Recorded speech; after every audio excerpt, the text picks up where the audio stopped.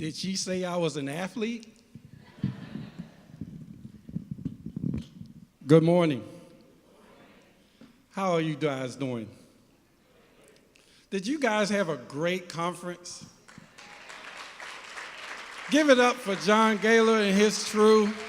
What an amazing conference. I've been asked all week long, if you could call it a week, since we got here Sunday, why did I come so early when I only had to present today? John showed his appreciation when we were talking that most presenters will come to do their thing and then they're gone. Well, the reason I came early is because I needed some material. They didn't get that one. No, I wanted to come and just get a feel for the atmosphere that was going to be happening when I got up here. And the best way to do it is to come up here, meet and greet, have conversations. If you had a one-on-one or one-on-three conversation with me at any time while you were here, will you stand up, please?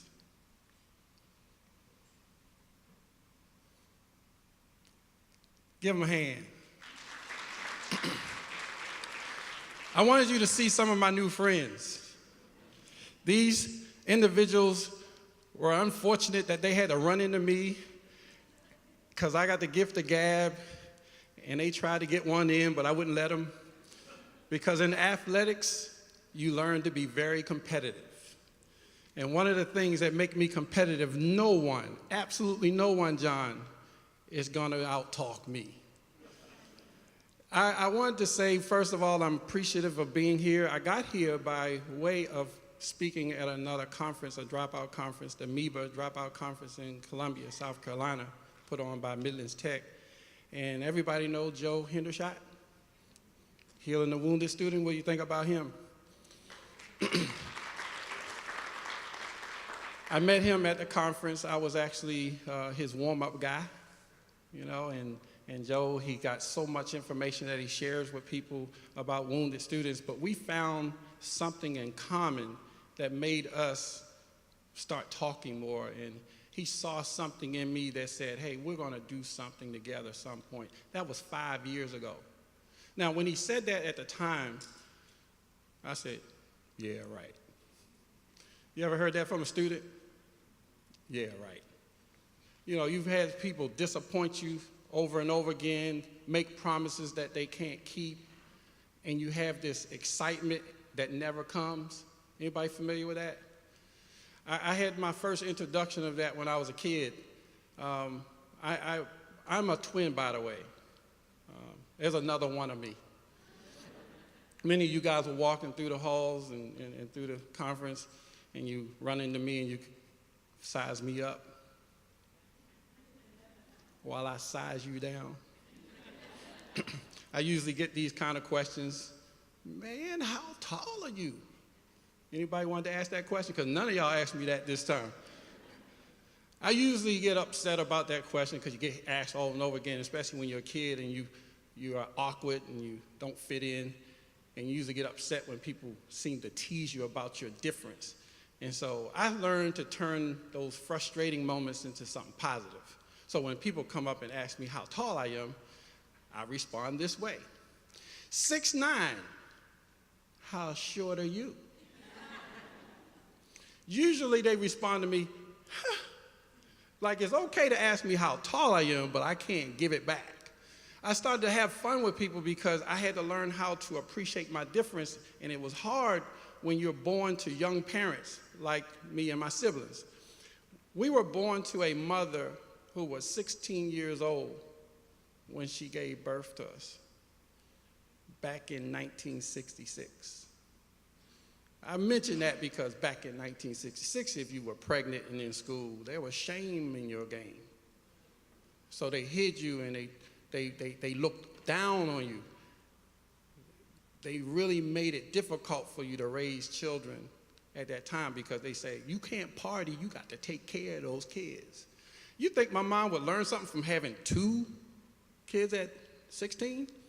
Well, 11 months later, she had my sister. So she was a mother of 3 at 17. My father was just 2 years older than her, so we had very young parents growing up in the city of Baltimore.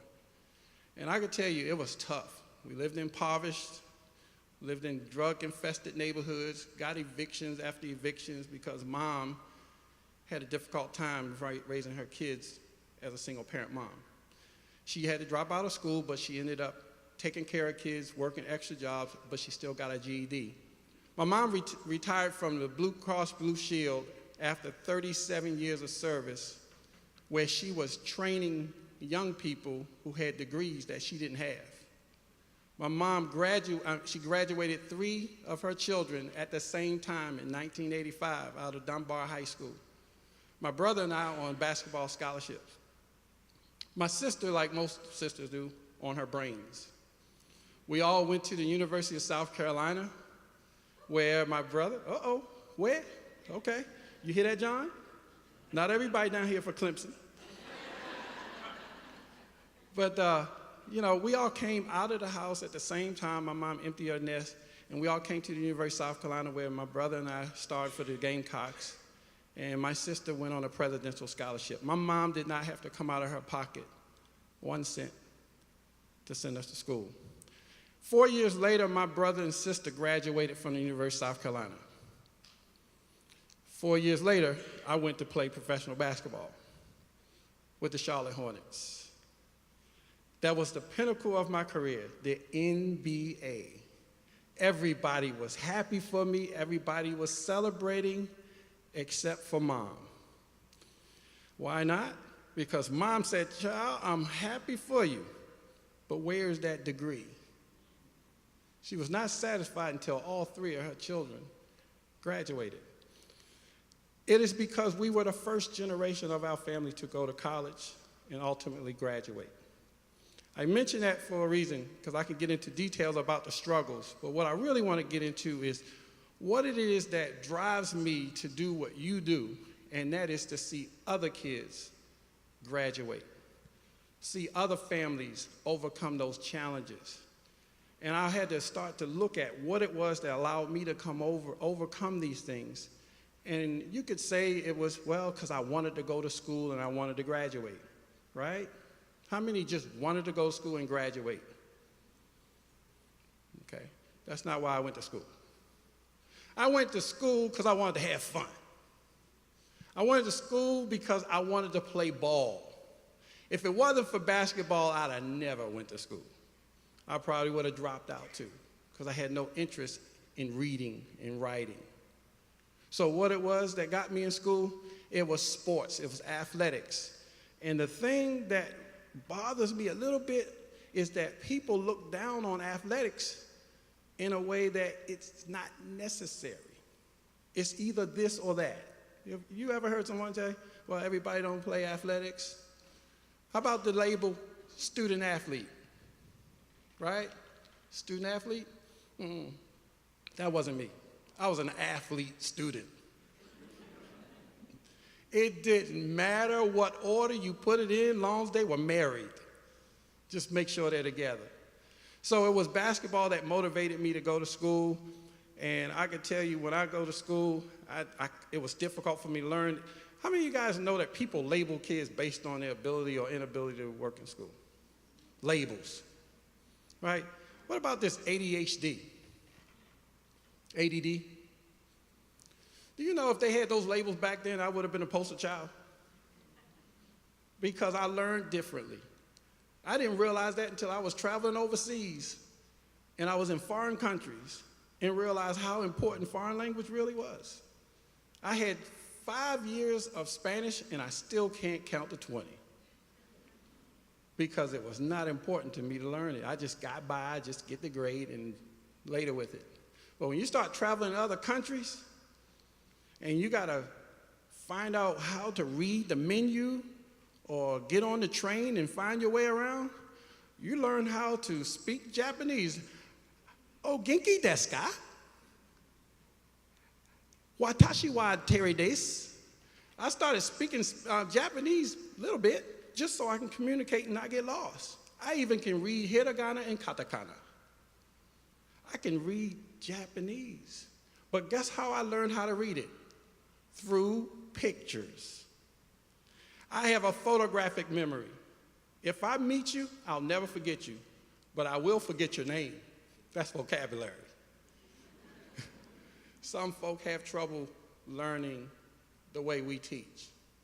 So I ended up retiring in 2001 because I was a family man. And I have 3 wonderful daughters. Can you put something up? I can't see it. Can you put the pictures up? Okay. All right. I'm going to show you some pictures, and then I'm going to get back to the meat of it. There you go. Oh, look at them. Aren't they beautiful? Okay. The one, yeah, there you go. Stay right there. All right. The one that's sitting to your right, I guess it is, the one with the long, beautiful hair, that's my firstborn. Her name is Casey.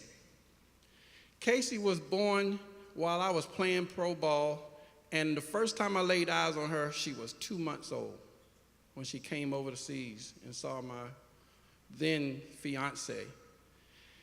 Every morning, I wanted her to see one thing, this face.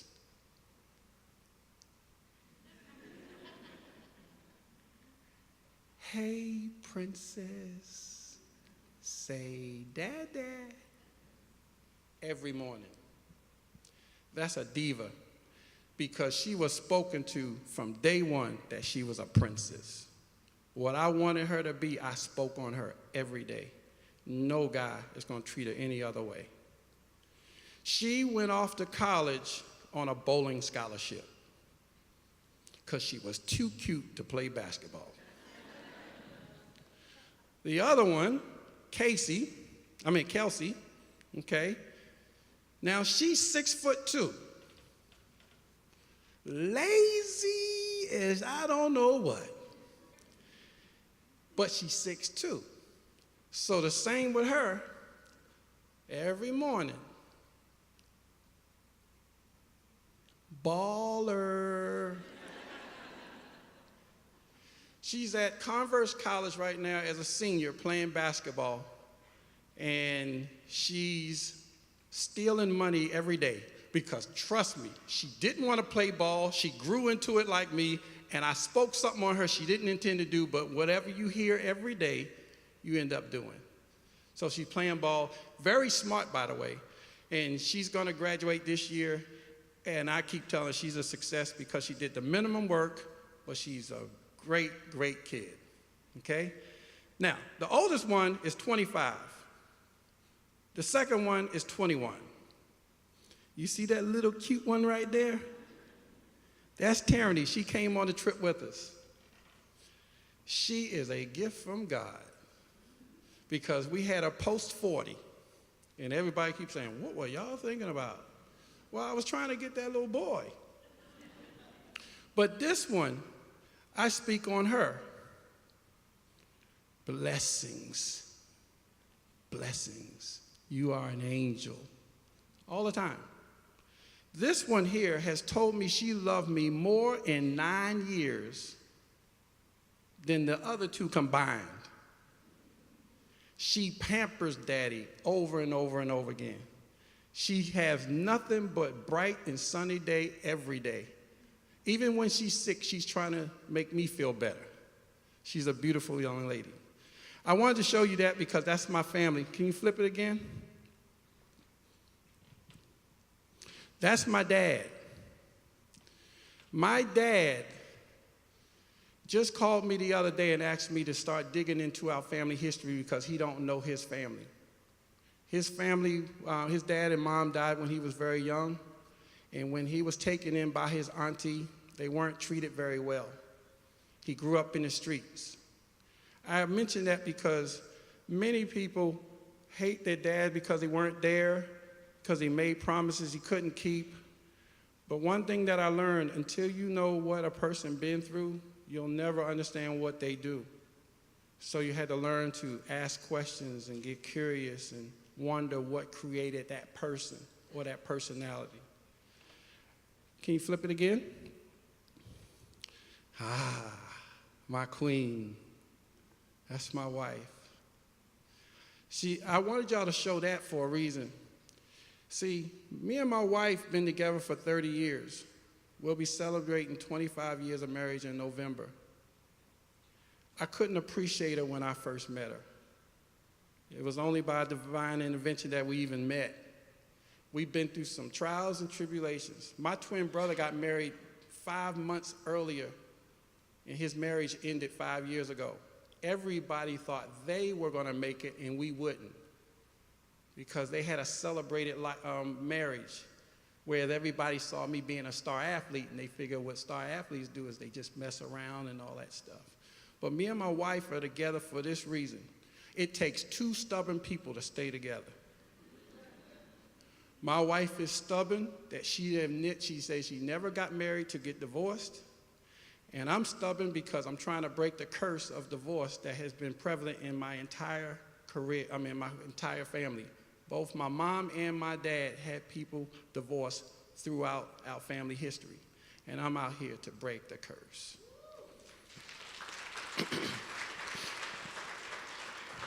Okay, couple more.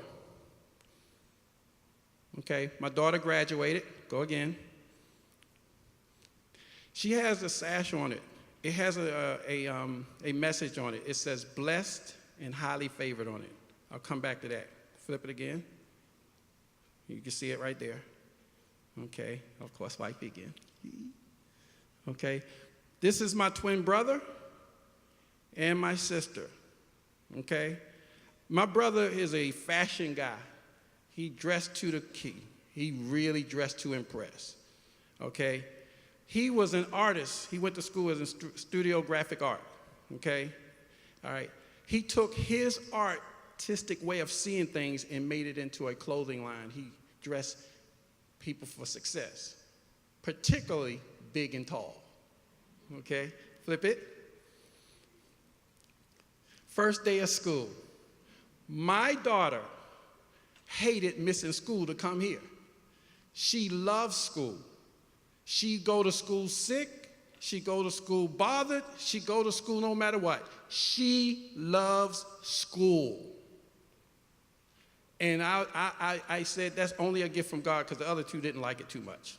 All right, flip it. Okay, that's me and my brother together. And again, I got to tell you, only God can bring us to a place where we can be with our dad because he wasn't there. And we just learned how to forgive him and now become better dads for our children. Okay? All right, this is what I want to show you. Yeah, that's the gym. Those guys that are on that court, those compile of guys who are members of gangs or from the street. That gym is a church where I do my ministry. Now, the reason I wanted to bring this is going to help me kind of tie in what I was talking about, the thermostat and the thermometer.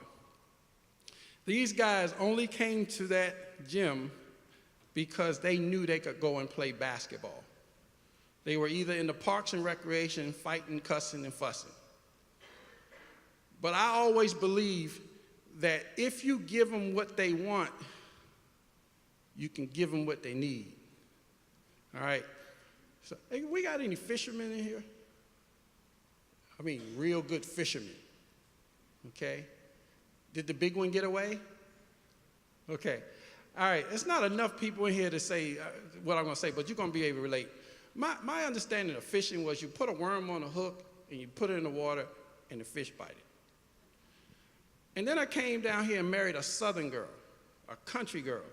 And I remember back in the day, they took me out to Santee State Park into the swamps early in the morning. It's just nature. And I saw them take something and put it on the hook, and it wasn't worms. It was all other kind of things, like other pieces of fish. They had crickets and all different things. I said, well, why aren't you using worms? They said, because depending on the type of fish you're trying to catch will depend on the bait you use. What kind of fish are you trying to catch? What kind of bait are you going to use? The bait that got this fish was basketball. And the ones that we're concerned about, the dropouts and the ones that are committing the crimes, they love basketball. So in order for them to give them what they need, I gave them basketball, but I gave them a requirement. You must go through 1 hour of Bible study. 1 hour of Bible study in order to play ball as much as you like. This gym, at its peak in the summer, had at least 50 guys from the streets playing basketball, but came to the Bible study. Now, they used to send me a text, Coach, is the basketball tonight? Now, about 5 years later, they say, Coach, when's ministry? Same people, different talk. Now, of course, I had to make the Bible lesson relevant to where they were. So even though it was the scriptures, it was about what was going on in their time. You have to make learning relevant to the students in order for them to be engaged. You can say how we used to learn it back then, but back then there were some different things that we had to be challenged with. These young people need to be engaged. We can go through all the technology all you want, but I'm going to tell you, they need you. They need you. They are looking for relationships. I was talking about the skill sets, math skills, reading skills, writing skills, but what about people skills, conflict resolution skills, problem-solving skills, the ones that I really needed to get through this life, because all things can happen to you. Even if you got the best background, even the best families, you're going to run into some stuff. And most of our kids are struggling because they don't have the tools or the skills to work through stuff. Okay, go to the next one. Again. Oh, let me stay right there. Back up. All right, blessed and highly favored. Because words are powerful, isn't it? All right, y'all help me out with this one. Sticks and stones may break my bones, but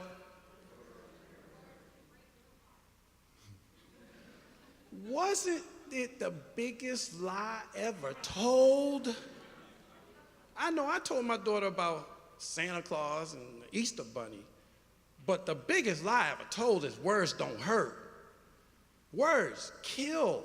They kill dreams. They kill self-esteem. And guess what? Adults kill kids every day with words.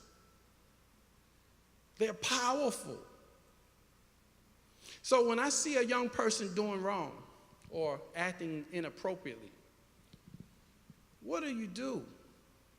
You just talk about them or be about them? So this is where I started putting people in categories, because y'all know we stereotype people, right? Don't we? Do we label people? Are we prejudiced? Okay. How many people feel like they're prejudiced? Raise your hand. Ooh, there's a lot of hands not up. Okay. Well, I'm going to tell you, Terry Dozier's prejudiced. Yes, I'm prejudiced. Because I prejudge. Now, don't get prejudice confused with racist. So most people will not say they're prejudiced because they don't want to be labeled a racist. There's a difference. Prejudice means we prejudge people, and most times you do judge the book by its cover. Okay? And I see it all the time because I'm a black guy walking down the street, people move to the other side, and I'm a gentle giant. It's just the way it is. Okay? So what I'm saying is, blessed and highly favored. It's my favorite thing because when I got saved some years ago, me and my sister used to talk because I was in Australia and we couldn't see each other. We would say, hey, how you doing? We'd say, blessed and highly favored. And it became something that we were connected to. So I do it at work. Okay? How many of you guys know that when you go to work, you're going to go into some stuff? You're going to go into some stuff, right? Now, let me keep it relative. Have you ever been in a place before they changed the laws or the rules in a smoke-filled place? Have you ever been to a place where people smoked? Before they changed it in the airport, you remember the ventilation was dark because of the smoke, secondhand smoke? I have Coogee sweaters. Anybody have Coogee sweater? Real colorful sweaters. All right.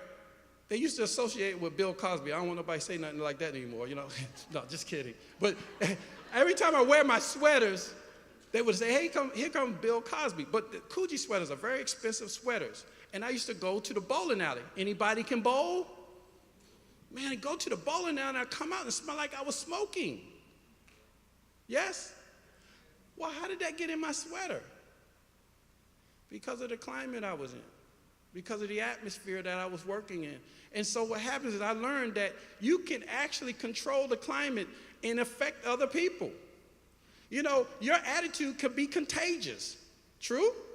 Have you ever been around a negative person and you started off positive? How did you end up? Negative. Stay away from negative people, because negative people can make you have a bad day. Now, unless you're like Coach Dozier, a very competitive guy, I like being around negative people, because there's some competition that I'm going to win you over. I'm going to try to change that negative attitude into a positive one.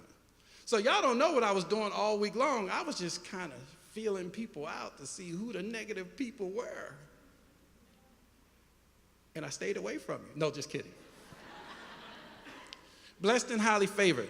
Turn the thing, please. I think we're close to it. Change the picture, please. That's one of the young men that graduated from a high school. I'll tell you about that in a second. Keep eye on my time. I'm almost out. There you go. My baby girl sleeping with a basketball. I got another one where she's sleeping with a Bible. There's her with a bowling ball. What did I give her? Choice. Everybody needs a choice. Go again. That's my nephew when he signed with the University of South Carolina. Go again. I'm trying to show y'all one thing before I close out.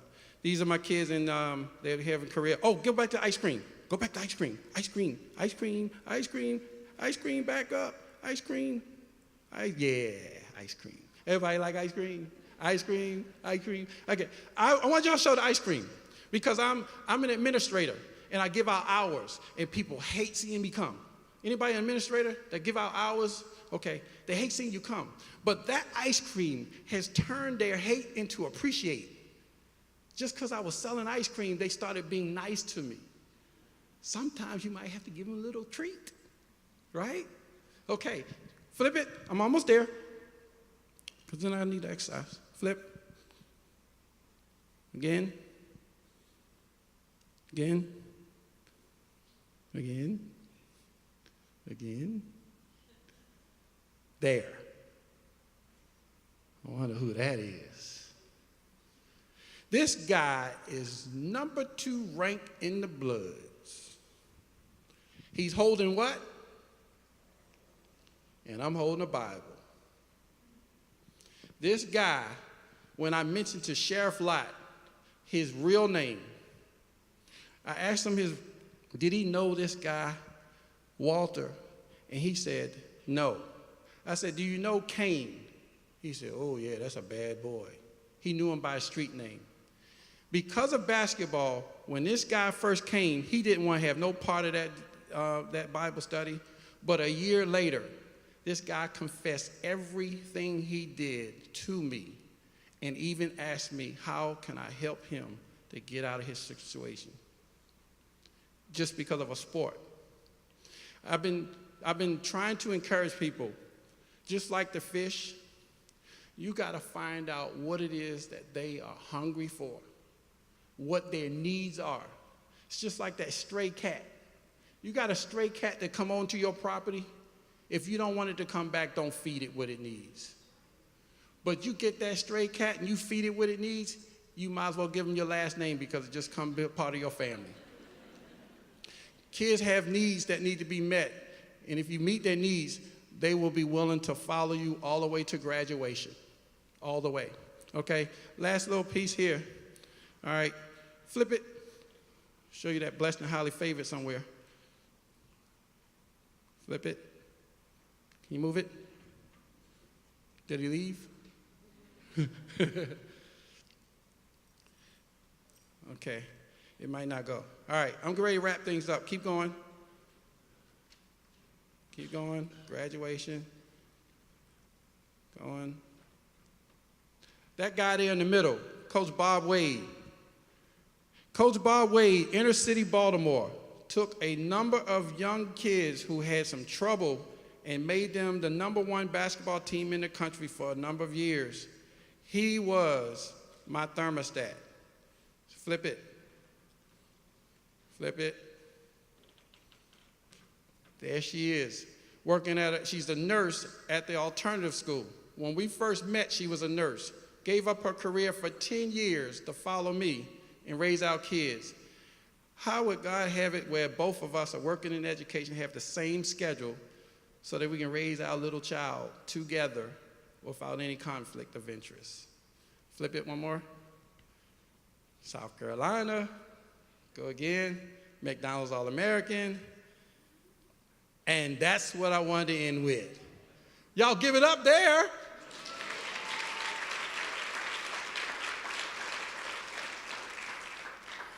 Okay, couple things, John, before I get out your way. Thermometer. I put people in categories. This thermometer can only read the temperature in this room. It can only measure it, but it cannot change it. I look at people who see problems in young people's lives or see problems in the world, but all they do is talk about it, complain about it. Thermometers. But then there are people like yourselves who came here because you want to make a difference, and you know that your way is not the only way, and that you want to go back to your prospective places. And because of this conference, you know you're empowered to go back. And it's not the kids that need the most education, it's the adults that need the most education and inspiration. That you can make a difference. If it's to be, it's up to me. You got to be very competitive, though, because everybody that you go to ain't going to want to receive what you're going to give them. But then you're going to have to be more determined to help them succeed than they're more determined to fail. When you do that and you start affecting your environment, you're a thermostat. See, a thermostat can and will change the environment. When I walk down the halls, they see me coming. Sagging pants come up, hats come off, IDs come on. Why? Because they know Coach Dozier have a higher expectation of them. The only reason I made it is because back in the day, instead of people telling me what I wasn't gonna be, they told me what I'm gonna be, over and over and over again. You gotta have supervision. Supervision, not the way we call it, like watch over people. Supervision means you gotta look beyond the problem. You gotta look into the future and see the potential. And when you see the potential, it may not be there now, but there's a process that everybody have to go through. Everybody in this room have been through a process to become who you are. It is that process that people can relate to. Don't forget to tell your true story. Tell them about the mistakes too. Because some of us want to hide the mistakes because we have degrees and pedigrees and everything like that. But please tell them the real story about when you were really way off. And it was somebody who went to you and said, hey, you're better than that. And started speaking what they wanted on you because they saw your potential and they reached down and they pulled you up. We need more people who can see the future and not the now. We need more people who are competitive and compassionate enough to say, I know it's not my kid, but all kids are my kids. We talked about the village. We said with all these workshops mean a lot, but they mean nothing if you leave it here. There are people who should be here that did not come. But I'm going to tell you, all the parties that I ever been to, I didn't know they were going to have a party until somebody say, hey, you missed the last one. Sometimes people want to come because of the enthusiasm that you bring. Your enthusiasm for life is contagious. Be a contagious person. Make people want to be around you. Brag sometimes. False humility don't make anybody follow you. So yes, I was in the NBA, but I only played 9 games. But I show off like I've been in there 9 years. Yes, I wasn't Michael Jordan, But I have my face on posters, Coke cans, and I have all kinds of videos about me. Guess what? Those kids never seen me play, but they will YouTube me. So don't lie to them. They will look you up. These kids do not follow the athletes like we say they do. They follow the ones they see every day. How do we blame, and I'm telling you, I really believe, how do we blame somebody that's just on the tube for a few hours than those who are with them all school year long, 8 hours a day? With that amount of time, and you don't change and affect life, there's a problem. Yes, the parents are not involved, but they only see them when they're getting ready to go to sleep. Teachers, coaches, the people in the community, you see them every day, all day. You make a difference. But I'm going to empower you to do it. Are you ready? Are you ready?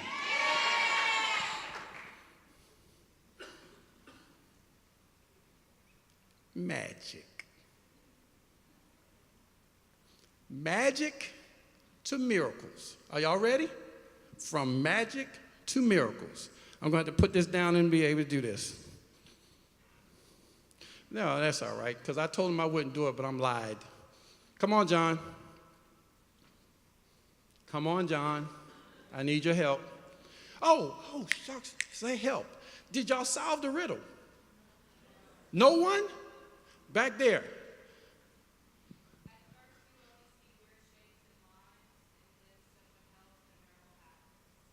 Did y'all hear it? Did you hear it? At first, you only see weird shapes and lines, and then someone helps, and a miracle happens. How did one group out of these bright people get that? Well, if you want to know how you did it, looking flat down on it, you can't see the images. You got 1, 2, 3, 4. You have to look at it across the plane of the paper, and then you'll start to see it. But it takes, you got to get in the right, you ready? You got to get at the right level of the paper. Y'all get it? Sometimes we got to come down to the level of our kids to relate to them. Once we relate to them, we can bring them up. Everybody got that? Come on, John, real quick. We're going to finish up. You ready? Okay. I need to hold that. Let's see, get on this side. Give it up for John Gaylord. All right. I do this when I go to all kinds of schools, prisons, and all kinds of stuff because I want to teach them a lesson of the power of your words. We already talked about sticks and stones, right? Okay. All right. Anybody like the color?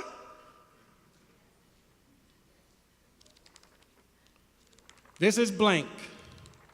So what we're going to do is put some pictures in my book. Now, I know you can draw. I've seen your work. But I'm getting ready to impress you, brother. All right. In order for us to save our kids, we need a community. We need the village to come back together. Don't be afraid of our kids. Be afraid of them failing. Okay? So together, people with faith, I need you guys to speak pictures on my book. So we need everybody in the room to pull together. Are y'all ready? I said, are y'all ready? On the count of 3. 1, 2, 3. Oh, I didn't tell y'all what to do, did I? Need instructions. On the count of 3, say, let there be pictures. 1, 2, 3.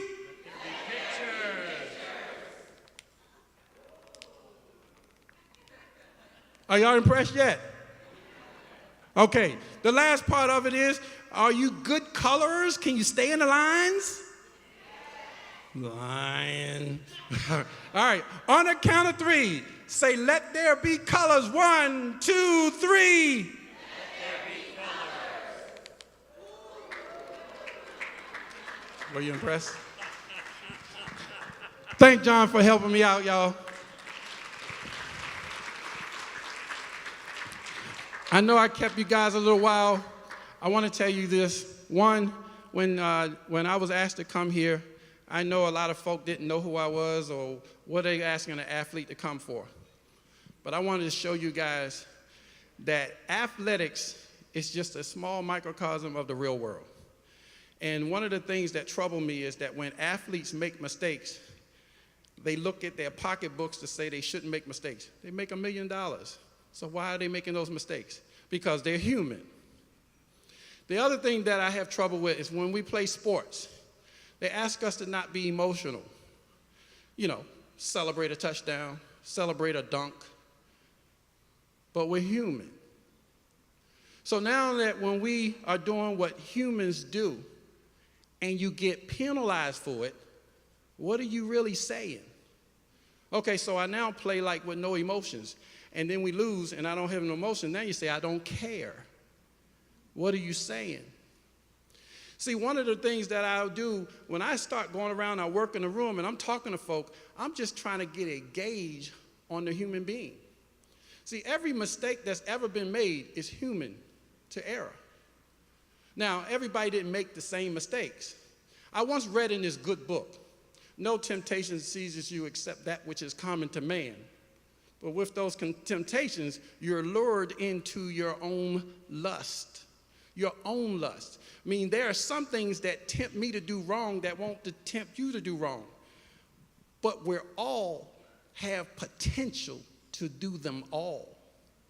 Once you understand it's human to err, and it's human to make this mistake and that mistakes, then you have compassion on folk. Don't look at people as confrontational. Look at them as educational.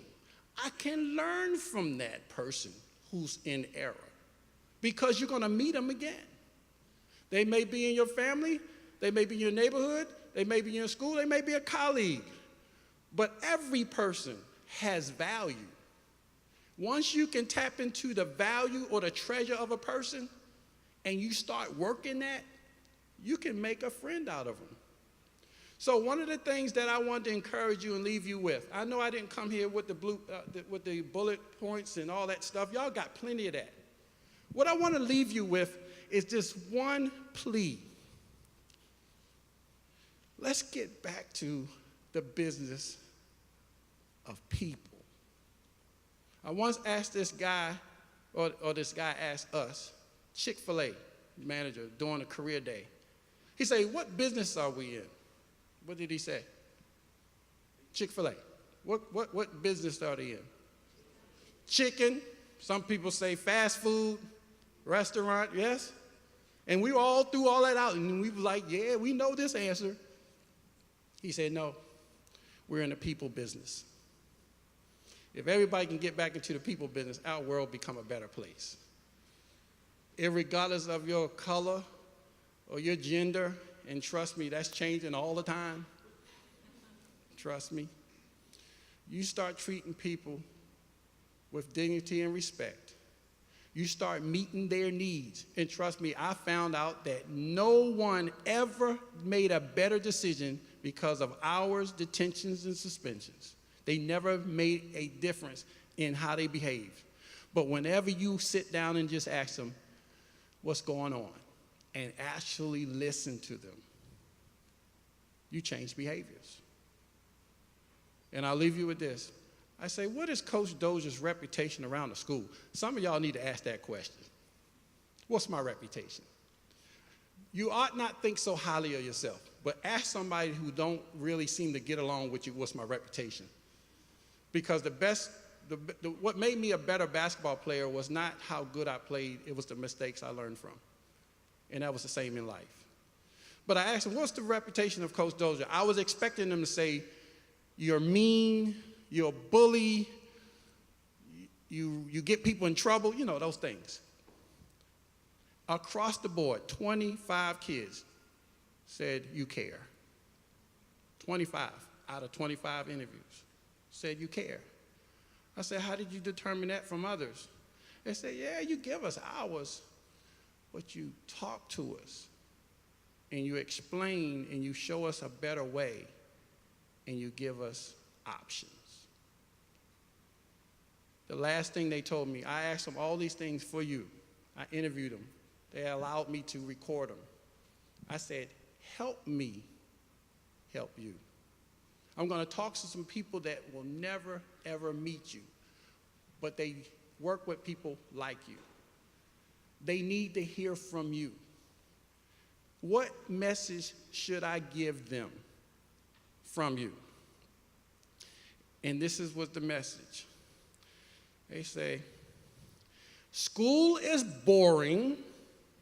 That is why they do so many of the wrong things. They are bored to death. I say, who do you learn the best from? They say the teachers that show they care about what they're dealing with first. And then it's those who will get from behind the desk, off the computer, and personalize the lesson. That's the message. They say, just get back to the people thing. And they will graduate. Oh, the ones that are already quit, oh, don't give up on them. As long as they got breath in their body, there's an opportunity for them to get back up. You just got to believe in them. Be contagious, enthusiastic. Make people want to be around you, follow you, and you're going to be so pleased at the results. No amount of money will give you the satisfaction as seeing somebody coming up to you years later with their child and say, this is the reason why Daddy made it. It's priceless. Absolutely priceless. So, I leave you with this. The power of life and death is in you. Don't look for anybody else. If it's to be, it's up to me. I thank you guys for hanging around, being part of this special time. Thank you for giving me an opportunity to tell you the difference between a thermostat and thermometer, because the difference is that a thermometer only reads but can't make no difference. That thermostat brings change. Please leave here as a thermostat. Are you blessed? All right, leave with this, because I need this. I feel like I can do it. I think we can do it. Y'all been to a ball game? Okay, I know we kind of short on people, but we can still do it. We're going to wave this thing out of here. Oh, y'all ready to wave this thing out of here? All right, we're going to start from the left, and we're going to wave down. Now, I'm going to give you instructions. Please follow instructions. All right, we're going to wave down, and we're going to wave it back, and we're going to wave down, and we're going to wave it back, and we're going to leave this place empowered. Are y'all ready? Are you ready, John? On three. On three. Are you ready? 1, 2, 3. Here we go.